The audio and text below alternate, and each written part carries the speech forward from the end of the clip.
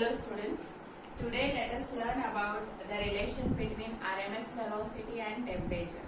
As we have learned equation for pressure which is exerted by gas molecule on walls of container. From that equation we can derive the relation between RMS velocity and temperature. So you know what is the equation for pressure of that molecule of gas which is exerted on wall of container. 1/3 rho V RMS square. Root means square velocity. This you know.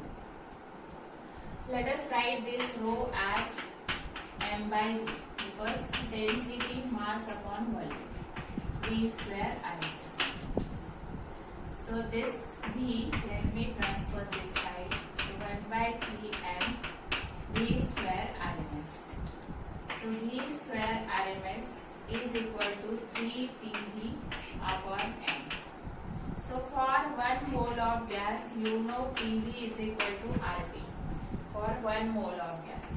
So let us substitute here RT. So we get V RMS, V square RMS is equal to 3 RT by m. So what is V RMS? So if I take square root, I get under root 3 RT by m.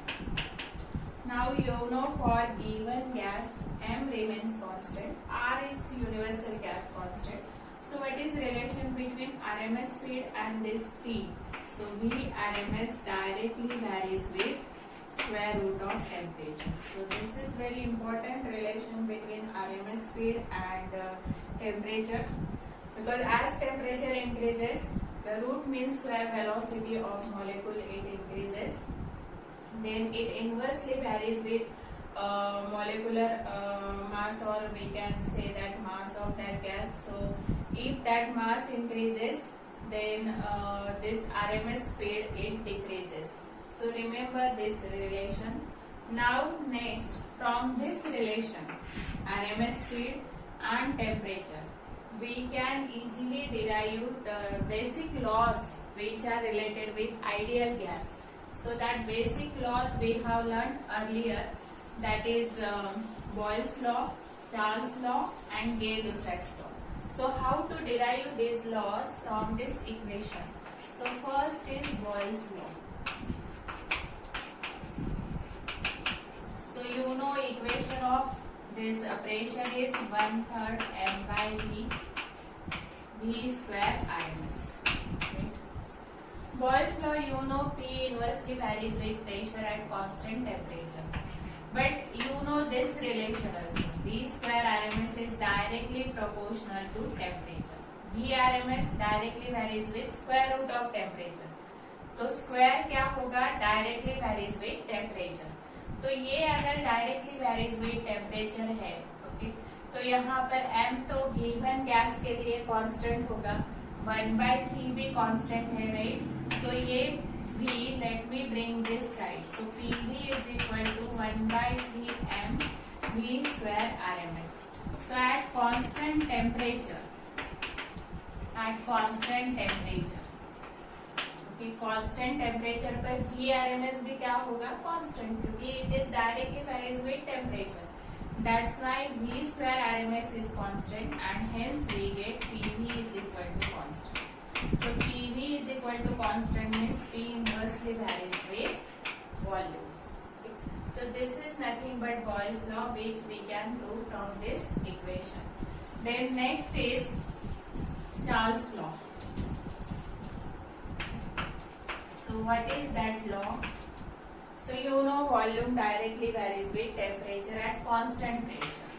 So if I take pressure constant, so m by v square RMS, और हमें ये relation पता है कि V square RMS directly varies with temperature, ये पता है. तो यहाँ पर at constant pressure, okay, constant pressure means pressure अगर कांस्टेंट है, ओके, तो यहाँ पर हम क्या लिख सकते हैं? तो V directly varies with V square RMS, लेकिन V square RMS क्या है? T. Means I can write V directly varies with T. Okay, V is volume of gas. Because यहाँ पर क्या है? V square RMS. which directly varies with temperature. और हमारा P constant है, राइट? तो ये v square RMS upon v ये कांस्टेंट आएगा, means v square RMS directly varies with volume या volume directly varies with v square RMS, क्योंकि ये m तो कांस्टेंट ही है.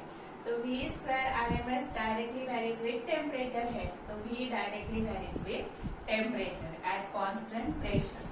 Then Gay-Lussac law, or it is also called as Charles law of pressure. So in that law, you know what is the relation in Gay-Lussac's law. So here pressure directly varies with temperature at constant volume. Means हमें volume constant लेना है, right? So m by v RMS. तो यहाँ पर हमारा ये v constant है, right? तो अगर v कांस्टेंट है, m तो कांस्टेंट ही है, 1/3 is also constant, so we can write p directly varies with v square RMS. लेकिन v स्क्वायर RMS क्या है? It directly varies with t. That's why I can write p directly varies with t, because here at constant volume हम क्या कर रहे हैं? Constant, right? So this way we can easily prove these basic laws. Some laws are again there which we have to prove according to this equation. So that we will learn next time. So remember this. Then next is let us learn about kinetic energy. Kinetic energy of gas molecule. Kinetic energy of gas molecule. Means हमें equation find out करना है kinetic energy gas molecule की कितनी होती है from that equation of pressure. P is equal to 1/3 rho v square v RMS square, right? तो यहाँ पर हमें ये जो इक्वेशन है, that equation I can write it as pressure is equal to 1/3 m/v square RMS. अभी आपको kinetic energy पता है, ट्रांसलेशनल काइनेटिक एनर्जी हमें कंसिडर करनी है यहाँ पर. तो ट्रांसलेशनल काइनेटिक एनर्जी आपको पता है half of mv square, right? तो ये हमारा हाफ ऑफ mv स्क्वायर यहाँ पर हमें लाने के लिए क्या करना पड़ेगा? तो ये p is equal to 1/3 into 1/v into half, right? m into v square RMS. Means ये मेरा काइनेटिक एनर्जी है, राइट? सो यहाँ पर हमें 2 से क्या करना पड़ेगा? मल्टीप्लाई करना पड़ेगा, राइट? तो 2 से मल्टीप्लाई और डिवाइड किया तो ये इक्वेशन में से half mv square RMS means ये मेरा काइनेटिक एनर्जी है, राइट? तो P is equal to 2/3v into this is kinetic energy of that gas molecule.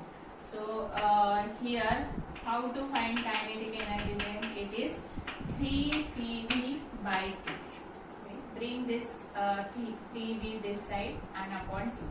So kinetic energy is 3/2 pv. So kinetic energy per unit volume. If I divide this by volume, means it is kinetic energy per unit volume is 3/2 p.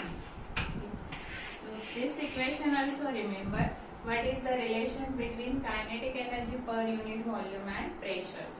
Then let us find different equation of kinetic energy. So kinetic energy, now you know it is 3pv/2. So you can write this as PV for 1 mole of gas. For 1 mole of gas, PV is equal to RT.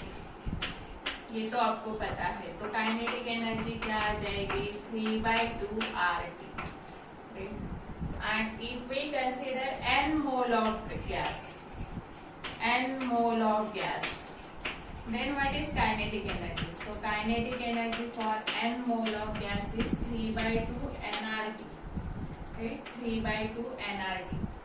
Now let me write this n in the form of molecules. So you know how to write in number of molecules. So n is equal to n by na. हमने ये सीखा है, right? तो let us write it here. So N/Na into RT, but R/Na ये क्या है? Boltzmann constant. So 3/2 N kBT, right? ये kinetic energy है. Kinetic energy of n mole of gas, that is 3/2 N kBT. Kinetic energy of n mole of gas, that is 3/2 N kBT. So kinetic energy per molecule. Kinetic energy per molecule. Per molecule means I need to divide this by n. So it is equal to 3/2 kBT. ये आ जाएगी. Kinetic energy per molecule means kinetic energy upon number of molecule n is equal to 3/2 N kBT upon n. So we get 3/2 kBT. So this is kinetic energy per molecule. Now from this equation, what is the relation between kinetic energy and temperature? So as Boltzmann constant, that is one constant. So we can write kinetic energy, translational kinetic energy per molecule of gas directly varies with temperature. Means if temperature increases, kinetic energy of that molecule also increases. So from this we can derive one formula. Suppose if we take mixture of gases. So let us consider two gas. दो gas का हमने mixture लिया है, right? A और B. तो A का जो gas है उसमें मॉलिक्यूल का मास लेट अस कंसिडर M1 और यहाँ पर M2. And this M1 is moving with speed V1 and this with V2. ये हमने कंसिडर किया है. अभी इनका अगर मिक्सचर लिया तो suppose A is at different temperature then B.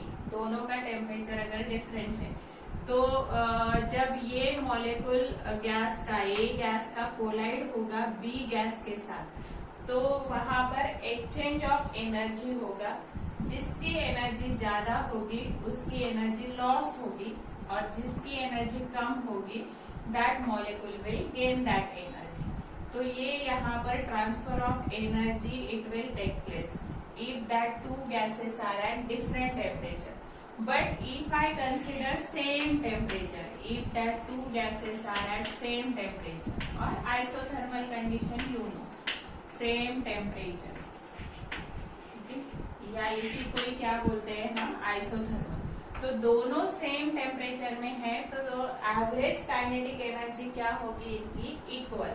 And then we can write this equation, half of M1 V1 square. ये A molecule के लिए है kinetic energy is equal to half of M2 V2 square, right? So remember this equation also for solving problem. So if temperature is same, you can write directly the energies, average kinetic energy of that gases are equal. And directly you can use this equation. So now let us solve some numericals related to this.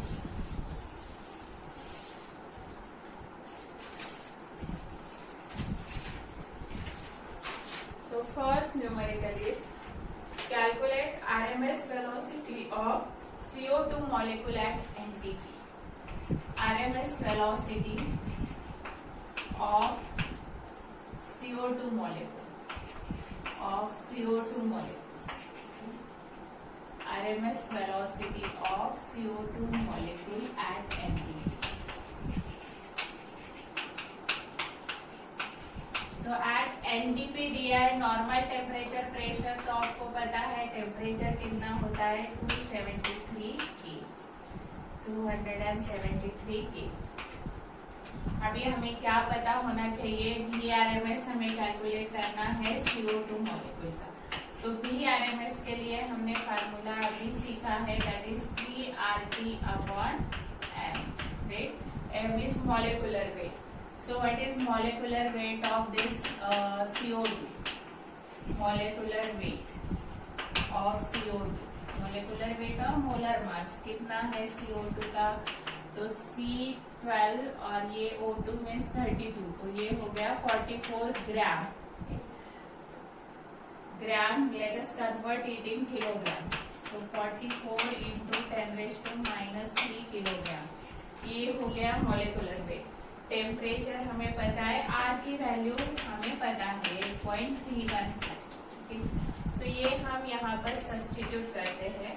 VRMS is equal to 3 into 8.314 into temperature is 273 upon mass is 44 into 10 raised to minus 3.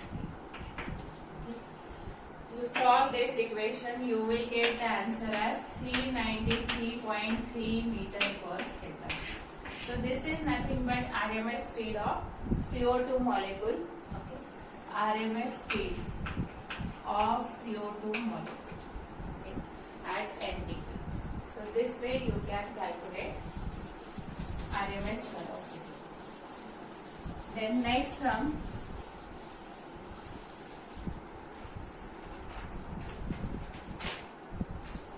If the RMS speed of nitrogen molecule is 490 meter per second at 273 Kelvin, find the RMS speed of hydrogen molecule at same temperature.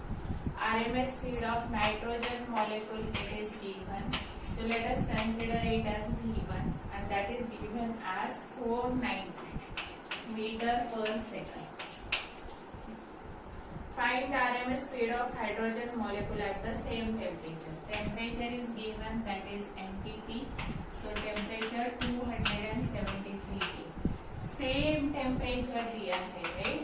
Same temperature दिया है तो तुम्हें पता है कि ये isothermal condition है, और उसके लिए हम एवरेज काइनेटिक एनर्जी क्या दिखा सकते हैं, equal for this nitrogen and for this hydrogen. तो यहाँ पर let us substitute molecular weight of this nitrogen as m1 and this as m2. So we can write half of m1 v1 square is equal to half of m2 v2 square. Right? ये kinetic energy, average kinetic energy क्या होगी, equal, क्योंकि वो same temperature पर है. अभी m1 और m2 आपको पता है कैसे फाइंड आउट करना है. m1 नाइट्रोजन के लिए है तो ये 14 to 28 ग्राम हो जाएगा, राइट. तो ये हमें इसमें लिखना है किलोग्राम में, 28 into 10 raised to minus 3 kilogram. और m2 हाइड्रोजन का है सिंपल, तो 2 ग्राम, तो ये 2 into 10 raised to minus 3 kilogram. अभी यहाँ पर सब्स्टिट्यूट करना है, हम V2 फाइंड आउट कर सकते हैं. तो हाफ हाफ कैंसिल हो जाएगा. V2 फाइंड आउट करना है मीन्स V2 स्क्वायर कितना आ जाएगा, m1 by m2 into v1 square. तो ये under root m1 by m2 into v1, ये हो जाएगा v2, राइट. तो यहाँ पर m1 कितना है, 28 into 10 raised to minus, ये है 2 into 10 raised to minus 3, और v1 कितना है, वो है 490. तो ये हो जाएगा √40 into 490. तो ये आंसर आपका आ जाएगा 1830 मीटर पर second. So this way, try to understand the problem, then you can easily solve it. Then next problem.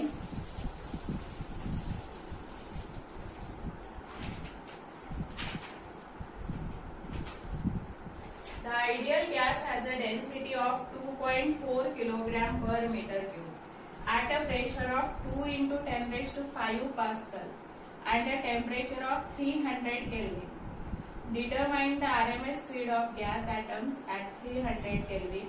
Calculate the temperature of the gas for the atoms to have an RMS speed that is twice that calculated in 1. So first, what is given? See, ideal gas है एक जिसकी density है 2.4 kilogram per metre, वो दिया हुआ है आपको 2.4 kilogram per meter, kilogram per meter. Then what is given, pressure is given.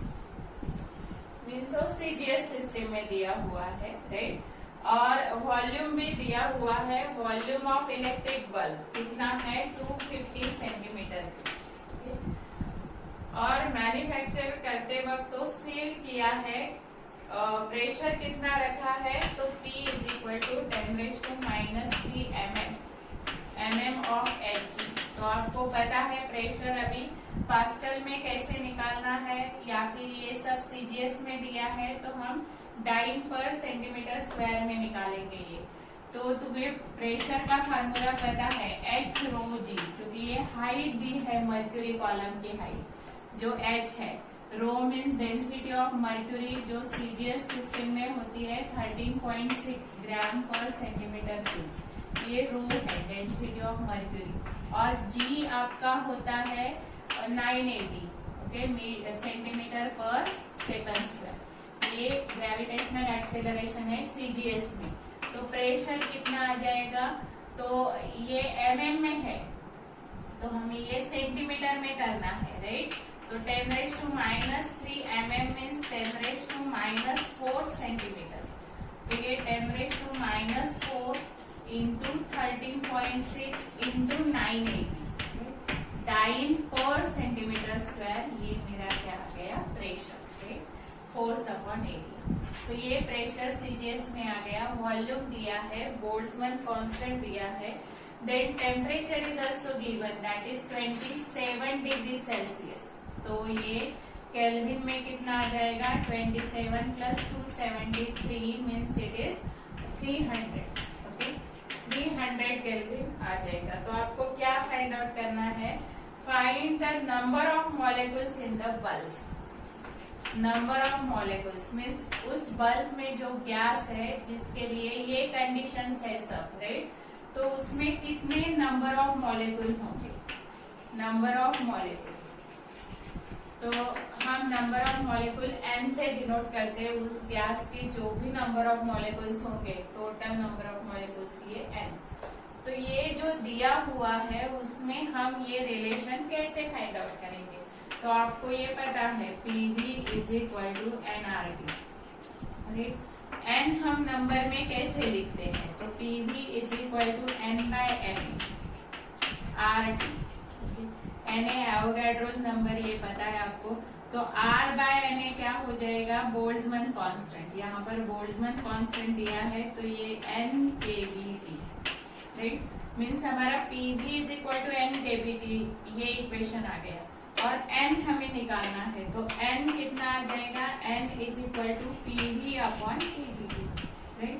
अभी ये वैल्यूज हमें पता है तो we can easily find out this n। तो ये वैल्यू हम सब्स्टिट्यूट करते हैं। तो n = P कितना है अपना 10⁻⁴ into 13.6 into 980, right, into V volume कितना है 250, right, and upon kBT। So kB कितना है, इट इज 1.38 इंटू 10⁻⁻16 और टेम्परेचर कितना है 300। Now do this calculation, you will get your answer as 8.05 into 10⁻50। तो ये नंबर ऑफ मॉलिक्यूल है तो इसको कोई कुछ यूनिट नहीं होगा, राइट। तो सिंपल एक नंबर होगा। This way you can find the number of molecules. So read that problem properly and think over it. You can write the formula also and you will get your answer.